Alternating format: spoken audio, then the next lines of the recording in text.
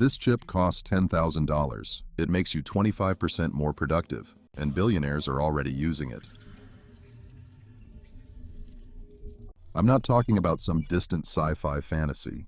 Right now, in 2025, companies worth over $10 billion are testing brain-computer interfaces that could reshape who wins and who loses in the next decade. Meet Neuralink. January 2024, the first human brain implant was successfully installed, 1,024 electrodes, across 64 ultra-thin threads, each thinner than a human hair, directly reading and writing to your brain's neural network. But here's what they're not telling you.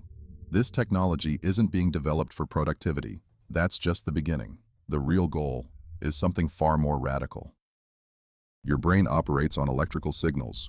Every thought, every movement, every memory is a bioelectric pattern firing across 86 billion neurons.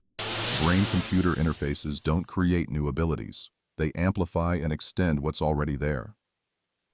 And yes, before you ask, Elon Musk says he gets his best ideas in the shower because of theta brainwaves. This is actually real science. Here's where it gets uncomfortable. A 2024 study found that cognitive enhancement tech will likely be available to wealthy demographics first. If these prosthetics work, they won't just improve health. They'll create a new class divide. Enhanced versus unenhanced. Look, I know what you're thinking. Great, now I need a $10,000 brain chip to compete with my coworker Brad. Don't worry, Brad doesn't have one either, yet. By 2030, that's just 5 years away, the BCI market will hit $6.2 billion.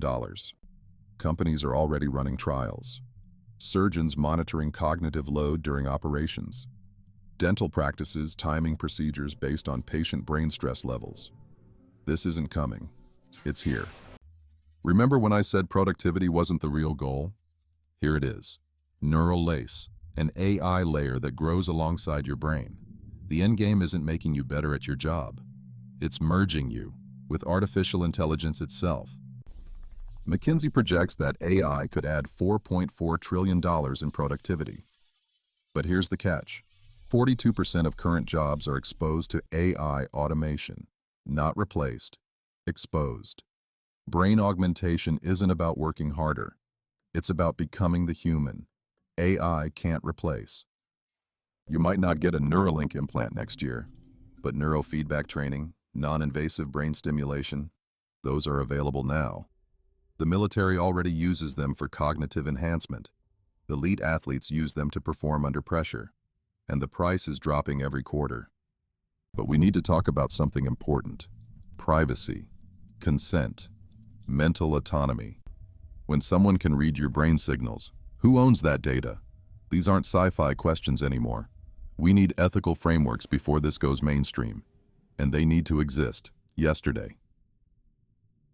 Here's your reality check. Neural lace, 10 to 20 years out. But brain-computer interfaces for paralysis recovery, speech restoration, memory enhancement, those trials are happening right now.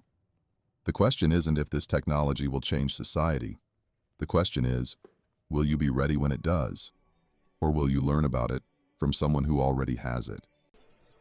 That $10,000 chip I showed you at the start, it's not about the chip. It's about the choice. Every major technological wave in history created winners and losers.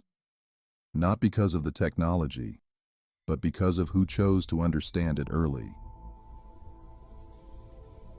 Here's the part almost nobody is talking about. The real competition isn't between individuals, it's between entire countries.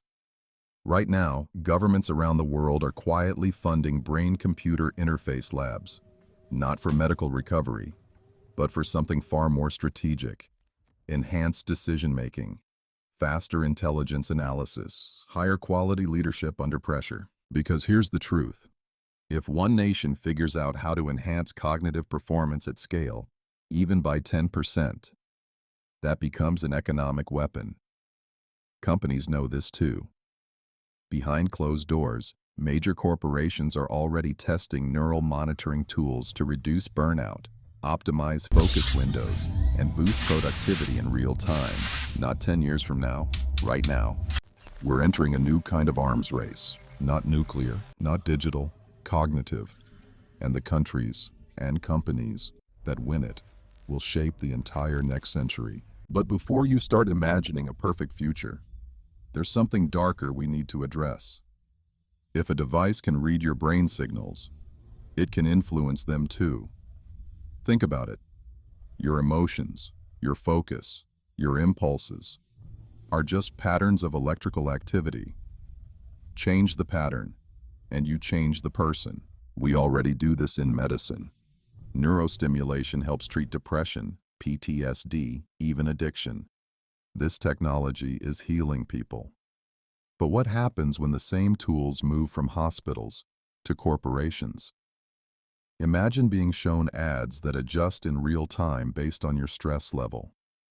Imagine being nudged toward certain decisions because an algorithm detected a moment of vulnerability. Imagine a world where your attention isn't just tracked, it's steered. This isn't science fiction. It's the logical next step. Brain-computer interfaces unlock incredible potential, but they also open the door to the most powerful form of persuasion ever created. And that's why the ethical pause we talked about earlier isn't optional. It's survival. But let's zoom out for a moment, because if all of this sounds overwhelming, there's something important to remember. We are not heading into a future of humans versus machines. We are heading into a future of upgraded humans. Call it Human V 2.0. We already use tools to extend our bodies, glasses, phones, computers. Brain interfaces are simply the next extension, except this time, the upgrade is internal. Think about what happens when memory becomes searchable, when learning a new skill feels like downloading a file, when your focus becomes something you can dial up, like adjusting a volume knob. Early prototypes already show promising results. Faster reaction times, reduced mental fatigue, enhanced pattern recognition, improved emotional regulation. And all of that is before we add artificial intelligence as a thinking partner. This is the part that scares people, the idea of merging with AI. But maybe the truth is simpler. AI isn't replacing us. It's amplifying us. And the people who learn to work with it, instead of against it, will operate at a completely different cognitive level. That's the upgrade era, and it's coming fast. If this opened your eyes, hit that like button. And if you want to stay ahead of the curve, subscribe. Drop a comment. Would you get a brain chip if it made you 25% more productive? Let's talk about it.